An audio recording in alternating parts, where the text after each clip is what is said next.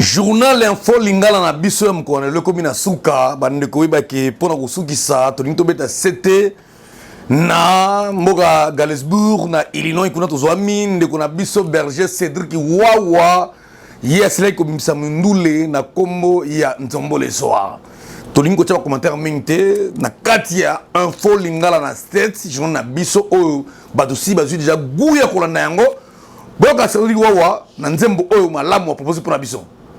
Tolega.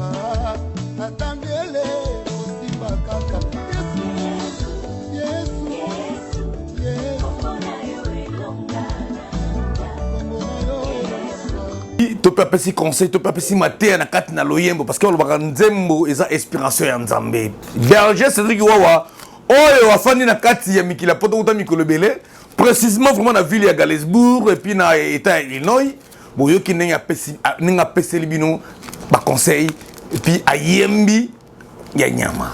Donc itia na biso to compte na YouTube, to compte la plateforme nyonso pour que mutu a savourer Nzembo Mobimba. Boss TV Live, ya monde masolo. Boss TV Live, info lingana na système de intéressé biso.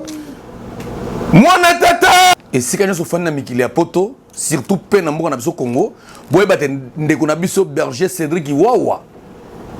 Ayembi Nzembo Mobimba eza na YouTube.